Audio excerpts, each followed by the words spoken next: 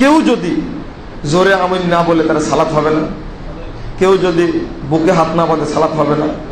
আমি বললাম হ্যাঁ সালাত হবে, আমি জোরে না বললে সালাত হবে। তো আচ্ছা ঠিক আছে তাহলে ভালো, তা আমার রফল আদান না করলে সালাত হবে। আমি বললাম থামেন থামেন, আপনি তো বলেই চলে যাচ্ছেন, আমার কিছু কথা শুনেন।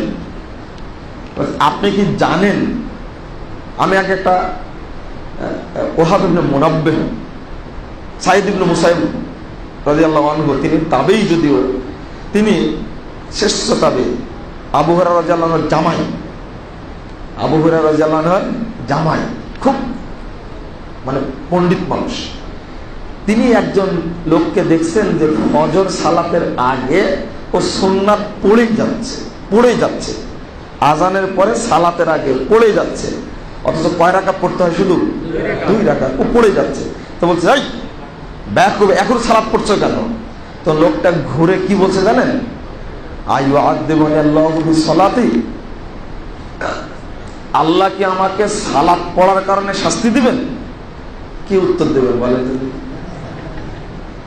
মূর্খ মানুষ এমন প্রশ্ন করেছে, আপনি ধমক দিচ্ছেন কেন? আমি তো নামাজ পড়ছি, নামাজের কারণে আল্লাহ শাস্তি দিবেন? উত্তর কি? আল্লাহ তাদেরকে জ্ঞান দিয়েছিলেন, মেধা দিয়েছিলেন, আপনার উত্তর খুঁজে পাবেন না। কিন্তু তিনি বলছেন যে বেকুব, লা ইউআযযিবুকা বিসসালাতিক ওয়ালাকিন ইউআযযিবু আলা খিলাফিস সুন্নাহ।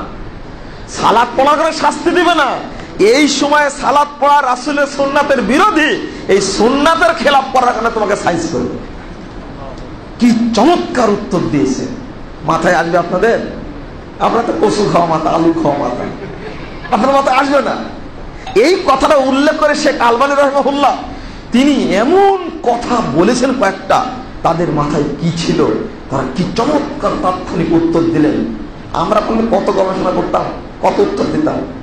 তা আমি লোকটাকে বললাম যে দেখেন, আপনি জানেন কিনা যে রফুল আদান করে সালাত আদায় করতে হয় 4 শতাধিক হাদিস আছে?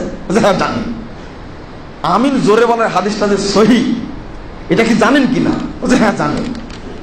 তা আমি বললাম যে সালাত আপনার হবে, এটা কোনো সন্দেহ নাই, কিন্তু এই সুন্নাত গুলো জানা সত্ত্বেও মানলেন না, খবর আছে আপনার।